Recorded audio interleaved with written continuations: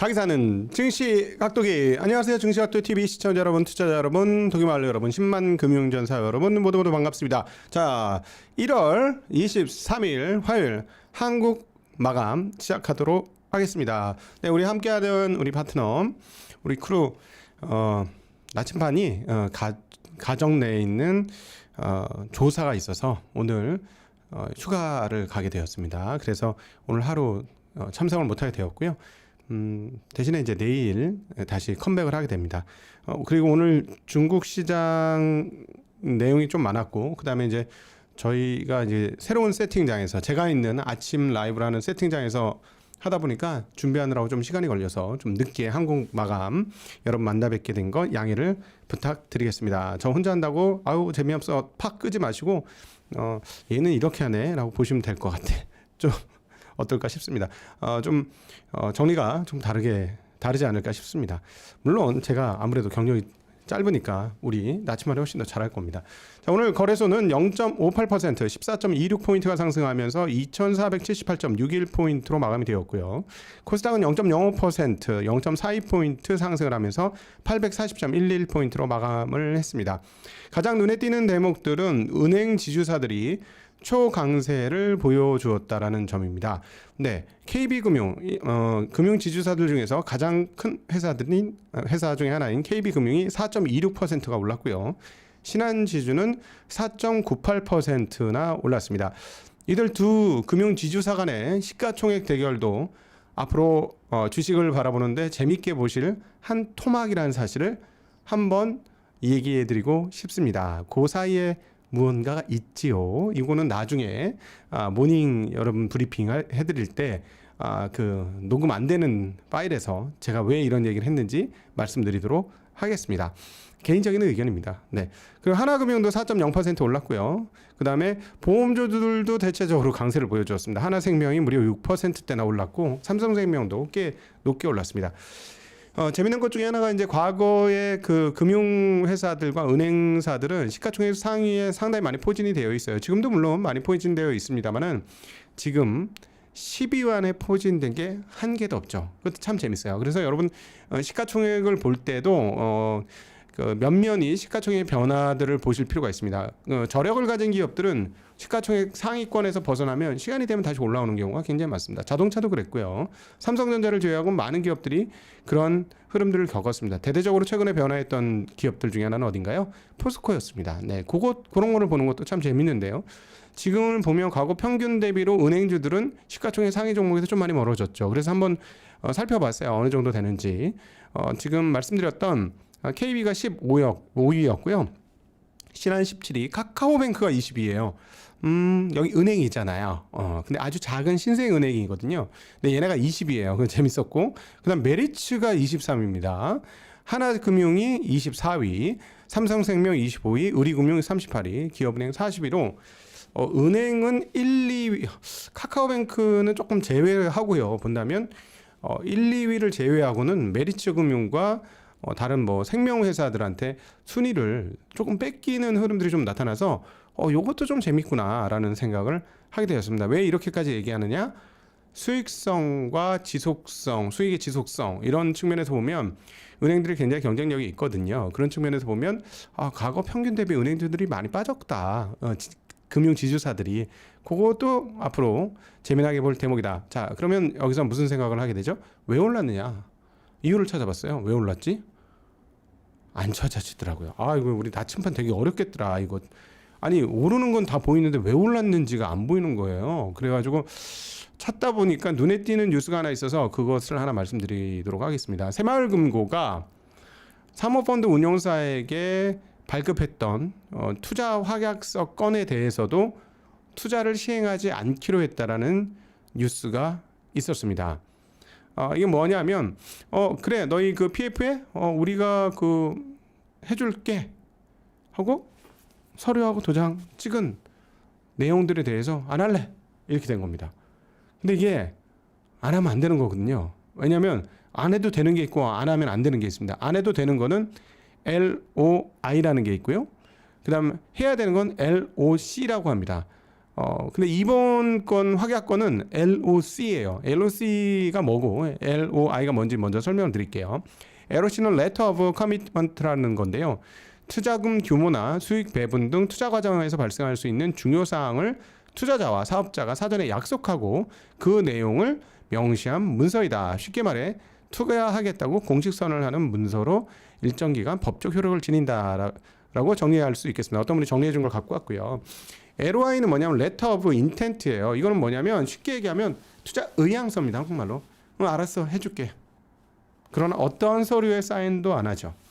알았어, 해줄게. 해준다니까. 나중에 좀 구체적으로 되면 좀 갖고 와봐. 해줄게. 이게 끝이에요. 근데 안 해줘도 괜찮아요. 가능하다는 얘기죠. 근데 Letter of Commitment는 확약이기 때문에 구체적인 조건을 협의하고 그 다음에 구체적인 그 조건들을 실제로 검토를 하고 듀 딜리전스 하고 검토 끝에 발행한 증서예요. 그렇기 때문에 법적으로도 구속력이 있습니다. 네, 이런 걸 발행한 것에조차도 새마을금고가 안 해! 라고 한 겁니다. 그래서 이상하다. 이거 법적으로 문제가 있을 텐데 라고 봤더니 새마을금고 중앙회 담당자가 뭐라고 얘기했냐면 새로운 시스템을 마련하고 이를 기반으로 다시 대체 투자를 시작할 예정이다. 지난해 작성한 투자 확약서의 경우 대부분 출자 기한이 연말까지라 법적 구속력은 없다라고 얘기했습니다. 아마 출자 기한 그래 24년까지 이렇게 하면 우리가 출자해 주도록 확정. 대신 24년 넘어가면 그건 모르겠어. 이렇게 했던가 봐요. 그 기한을 정해놨던가 봐요. 그러면 그렇게 되면 빠져나갈 구멍이 있는 거죠. 그런 얘기를 한 것이고 그 새마을금고가 그 PF 시장에서 어떤 존재인지를 봐야 되는데요.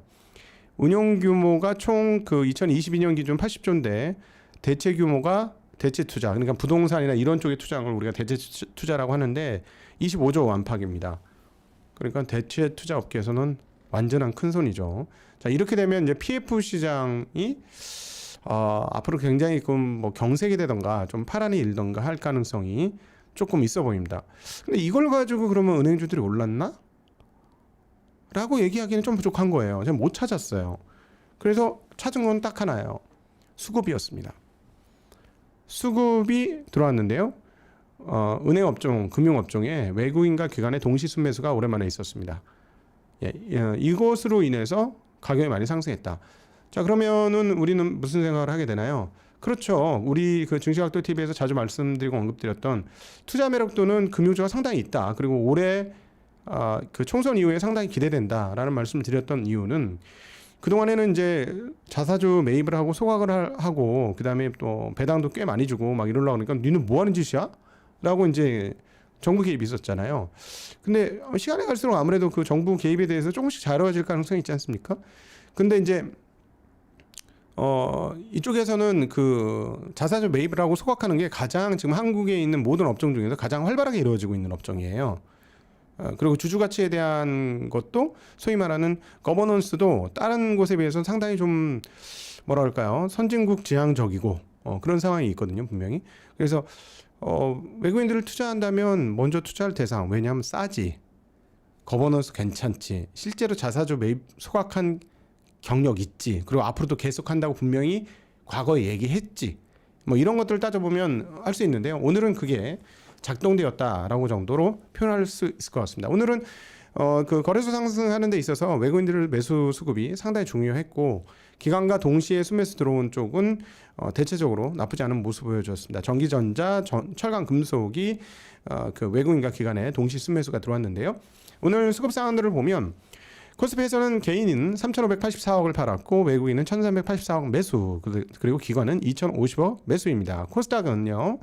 개인이 627억을 샀고 외국인은 462억 매도, 기관은 60억 매도를 했습니다. 자, 연속적인 흐름을 한번 살펴볼 필요가 있는데요. 거래소에서는 개인이 3일 연속 매도를 했고 순매도를 했고 반면에 외국인은 3일 연속 순 매수를 했습니다. 약간 의미 있어요. 약간은 그거 당연한 거죠. 미국에서 뭐 다 반도체주들이 올랐으니까. 근데 규모가 있습니다. 규모가 7천억, 2천억대 오늘도 한 1,000억 정도 해서 1조를 돌파했습니다. 3일간의 매수 양으로는 적지 않은 편이 순매수였다. 기관은 오늘 처음 매수였고요. 코스닥 시장은요. 코스닥 시장은 개인들의 1일 매수, 외국인이 2일 연속 매도, 기관은 1일 매도를 했습니다. 선물 시장을 살펴보면 개인들은 2,423계약을 매도했고요. 외국인은 3,883계약을 매수했습니다. 기관은 1,100계약 매도를 했는데요. 3,800계약을 외국인들이 매수했기 때문에 기관의 오늘 거래소 시장에서의 2,050억 매수는 이것과 연관된 프로그램 매수일 확률이 상당히 높다라고 보여줍니다. 거래대금 상위 기업들 한번 살펴볼까요? 거래대금 상위 기업은 거래소에서는 순서대로 얘기하면 삼성전자, 에코프로 머티리얼스, SK하이닉스, 코덱스 레버리지, CD금리 액티브, 코덱스 200 선물 인버스 2배, 포스코 홀딩스, 위스페타시스, LS 네트워크스, 코스닥 150 레버리지, 코스닥 150 선물 인버스를 거래대금 상위에 포진되어 있고요. 코스닥은 제주반도체, 어버브반도체, HLB, HPSP, 에코프로 BM, 엔캠, 파워로직스, YIK, 이스트소프트, 에코프로, HB솔루션 등이 거래대금 상위를 차지했습니다. 거래량 상위를 한번 살펴볼까요? 거래소에서는 코덱스 200 선물 인버스가 거래량 1등을 차지했고요. 삼성 인버스, WTI 원유 선물이 다음. 코스닥 150 인버스가 1, 2, 3예요. 그다음에 LS 네트워크스, 대한해운, 코스닥 150 레버리지, 코덱스 레버리지, 흥하해운, 대우플러스 등이 거래량 상위를 기록했습니다. 코스닥에서는요. 카나리아 바이오, HLB 바이오스텝, 리노스 YIK, HB솔루션, 태성 어버브반도체, 파워로직스, 미스터블루, 브리지텍, 제주 반도체 등이었습니다. 이 거래 흐름으로 한번 살펴보는 시장 흐름 확인해 볼 건데요. 지금 다들 퇴근의 물결이 있나 봅니다. 그래서 조금 빛이 어두워졌습니다. 괜찮으시죠? 네. 거래 흐름으로 보는 시장 흐름은요. 코스닥에서는 눈에 확 띄는 대목이 뭐냐면 스마트폰 개선에 대한 기대감이 상당히 작동하고 있구나라는 생각을 하게 되었습니다. 아까 잠깐 언급됐던 거래 대금에서 코스닥에서 오랜만에 언급됐던 게 파워로직스인데요. 이 파워로직스를 보다 보니까 나무가 세코닉스 등 스마트폰 밸류체인 종목들이 올라갔습니다. 아마도 삼성 갤럭시에 대한 기대감이 작동 중이라 이렇게 해석이 가능할 것 같고요. 자, 삼성 갤럭시에 대한 기대감이 정말 세게 붙으려면 엑시노스 쪽에서까지 붙으면 진짜 최고인데요. 일단은 제가 보기에는 울트라는 이번에 어떤 통번역이 상당히 매력적인 아이템 중에 하나가 되겠죠. 어떤 식으로 앱이든 뭐든. 그래서 저는 그 부분은 좀 잘 될 것 같은데 엑시노스까지 잘 된다면 삼성 LSI 사업부까지도 선방을 할 수 있는 대목이기 때문에 삼성전자 주가에도 영향을 미칠 수 있다 이번에는. 근데 될지는 이건 조금 더 지켜봐야 되겠다라는 생각을 하게 됩니다. 그리고 이제 제주 반도체가 보시면 코스닥에서 거래 대금 상이었고 거래 규모도 상이었는데요. 여기 엄청나게 올랐어요 최근에. 근데 이제 요거를 중심으로 한번 보게 되면은 팹리스 업체들에 대한 기대감이 상당히 많이 작동되는구나라는 것을 오늘 코스닥에서 볼 수 있습니다. 자, 어버브 반도체가 이틀 연속 급등을 했고요. 그리고 오늘 이미지 테크놀로지스라는 회사가 상한가에 진입을 했습니다. 네, 팹리스 그리고 스마트폰 밸류 체인이 오늘 거래 흐름에서 눈에 띄는 대목이었다라고 말씀드릴 수 있겠네요. 생각보다 시간이 잘 가네요. 네. 할 거 많은데 아직. 자, 새로운 맥북이 곧 출시될 예정이라고 합니다. 원래 작년 12월부터 여기에 대한 언급이 있었는데요. GD넷에서 얘기를 했습니다. 1월 달이잖아요. 1월 달에 이르면 3월 출시라고 기사가 떴습니다. 자, 그렇다면 3월 출시 가능성이 매우 높아졌고요. 이 부분은 잘 보셔야 하는 대목이 아닐까 싶습니다. 지금 애플의 차세대 맥북 에어 그다음에 아이패드 프로, 아이패드 에어를 3월에 출시할 예정이고요. 이번에 맥북 에어에는 M3 반도체 CPU 그러니까 그렇죠. CPU, AP 뭐 이런 거 주요 칩이 M2에서 M3로 교체됩니다. 근데 요거 되게 재미난 대목이 뭐냐면 여기서 제가 최근에 갔다 왔는데 최근 신형이 M2예요. 근데 문제는 뭐였냐면은 화면이 15인치짜리 생긴 거 빼고는 좋아졌다는데 영상 작업할 사람 아니면 굳이 M1에서 M2 굳이 가야 돼? 할 정도로 아주 큰 차이를 못 느꼈어요. 그러니까 제가 사실은 핸드폰보다 저기 맥북이 더 쌌기 때문에 이거 바꿔볼까 하는 생각을 좀 했었는데 굳이 뭐 이런 생각이 들었어요. 근데 M3가 벌써 나와? M2가 잘 안 됐다는 얘기예요.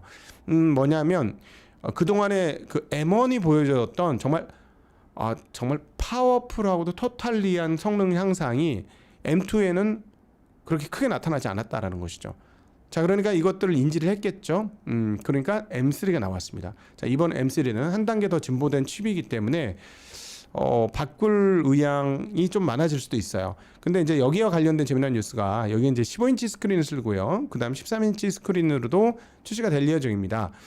M2가 나온 지 1년이 채 안 됐어요. 15인치가. 근데 이걸 바꿨다라는 건 뭔가 이제 빨리 바꿔야 된다는 판단을 했을 것이고 M2로는 안 된다라는 생각을 했기 때문일 것이고요. 또 하나 재미난 뉴스가 있습니다. 한국의 밸류체인과 관련해서는 새로운 아이패드 프로에는 OLED 디스플레이를 장착할 예정이다. 자, 그렇다면 여기서 이제 우리 투자자들은 이게 어디로 갈 것인가 머리를 돌리셔야 되겠죠? 그래서 한번 찾아봤습니다. 그 많은 그 디스플레이 관련 기업들 중에 반도체와 이를 겸하고 있는 회사들이 꽤 많기 때문에 그거는 차치하고 그런 거는 차치하고 그래도 조금 그 디스플레이 하는데 눈에 띄는 기업에 대해서 한번 살펴보았는데 기판 본딩에는 BH, 인터플렉스, 영풍 이런 회사들이 있고요. 소재로는 이녹스 첨단 소재, 덕산 라이오닉스, P&H테크 뭐 이런 회사들이 눈에 띕니다. 장비에서는 뭐 단연 압도적으로 일본의 캐논 도끼가 압도적이고요. 그다음 AP 시스템, 원익 IPS, 비아트론, 필옵틱스, 이오테크닉스 등이 있습니다. 그리고 드라이버에는요. 이미지 테크놀로지 오늘 상한가 같죠. 네, LX 세미콘, 아나페스 뭐 이런 회사들이 있습니다. 많이 안 오르는 회사들이 많더라고요. 그러니까 이게 지금 오늘 이미지는 상한가, 이미지스라는 회사는 상한가를 갔지만은 반영이 별로 안 된 것 같습니다. 그래서 이쪽 부분은 한번 잘 찾아보실 필요가 있는 상황 아닌가. 추천 아니고요.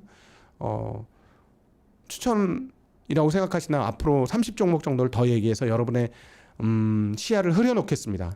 추천 아니라니까. 네, 추천 아니니까 뭐 알아서 생각하시고요. 네, 추천이라고 생각하신다면은 앞으로 한 번에 50종목씩 100종목씩 말씀드려가지고 여러분의 귀와 눈을 혼미하게 만들도록 하겠습니다. 자, 그리고 오늘 그 또 재미난 뉴스 있었는데요. 대주주의 자기 주식 매입이 있었습니다.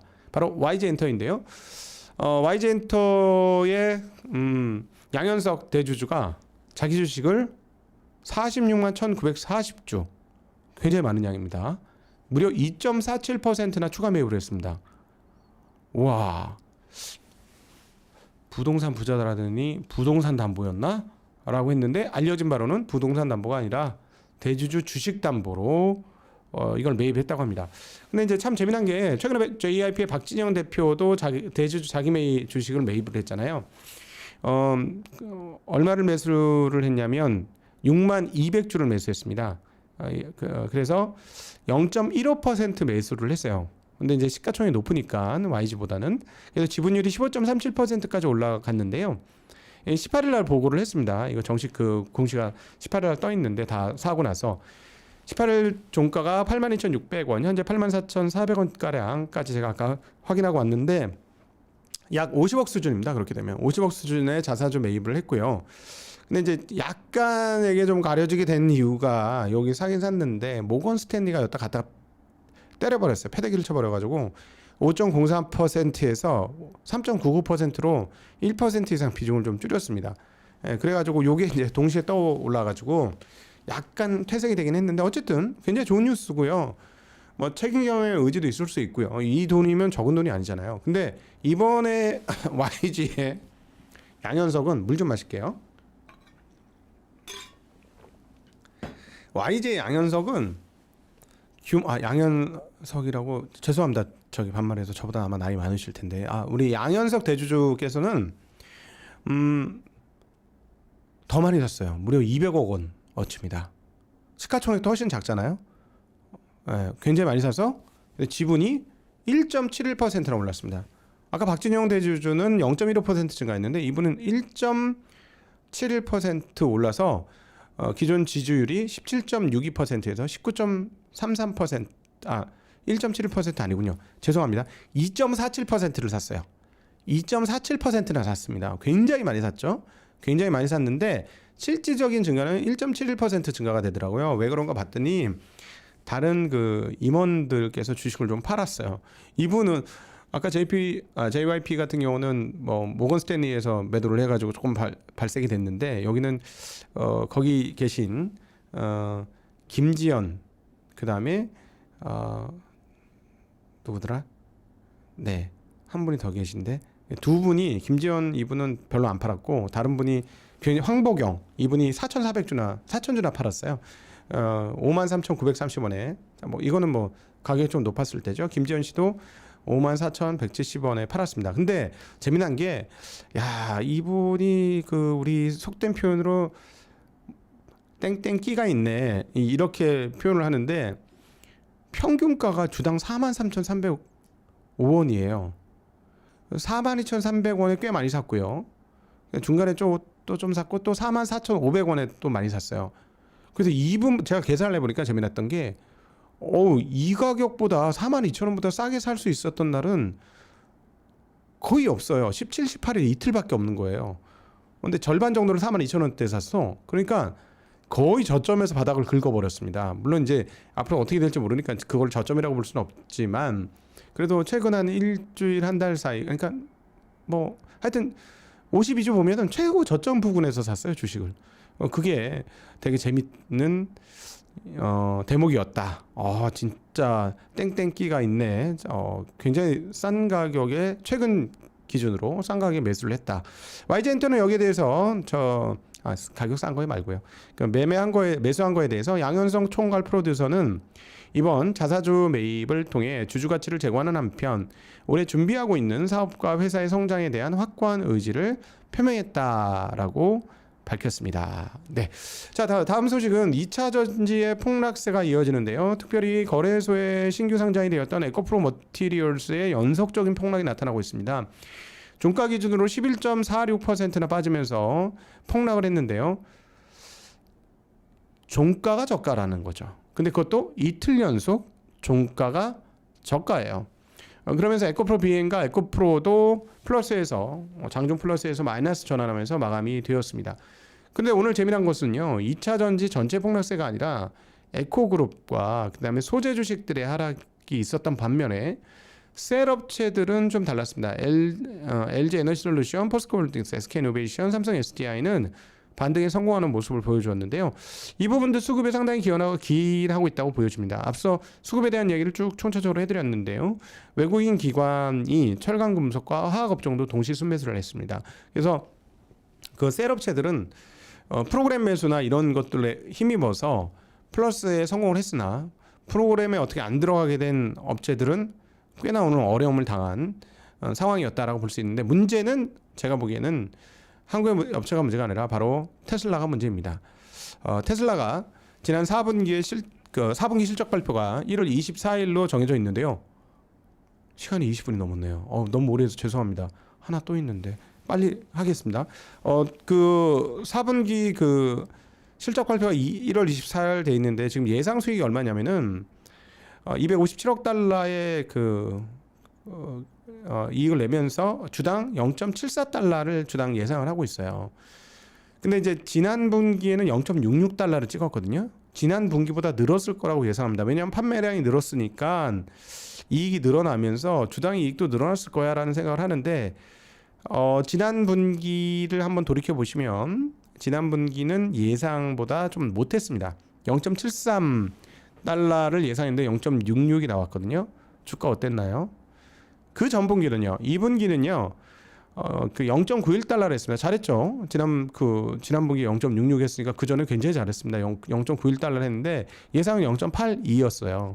그러니까 예상보다 잘했을 때 좋았죠. 예. 근데 예상보다 나쁘게 나온 다음에 이렇게 꺾였는데 지금 예상이 지난 분기보다 잘 나왔을 거라고 예상하는데 혹시 이게 안 나오게 되면 어떻게 할 건가 하는 우려가 좀 있죠. 지금 분위기상으로는 실제로 좋게 나온다고 할지라도 발표하기 전까지는 사람들이 좀 불안해할 것 같습니다. 그래서 2차전지 관련주들은 이 테슬라의 실적이 어떻게 나오느냐가 문제이고요.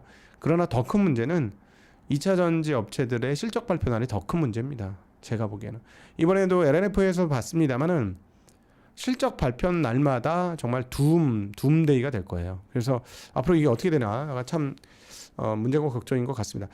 간단하게 이제 마지막 디저트 소식 하나 드리도록 하겠습니다. 트럼프가 당선되면 어떻게 되느냐에 대해서 그 몇몇 사람들이 호사가들이 이야기를 하는데 주식시장이 생각보다 괜찮을 수 있다 이런 얘기를 하는데 핵심은 이겁니다. 저도 이 부분은 동의를 하는데요. 아마도 법인세율을 또 줄여들 것이다. 기존에 30%의 법인세율을 35%였죠. 미국의 법인세율이 높았습니다. 21%로 인하면서 트럼프 임기 중에는 주가가 많이 올랐었습니다. 근데 지금 공약 중에 하나가 뭐냐면 21%인 법인세율을 15%로 낮추겠다라고 이야기를 했어요. 자, 그러면 6% 법인세율이 낮아지면 6%만큼 밸류에이션 증가가 되는 거죠. EPS가 늘어나는 겁니다.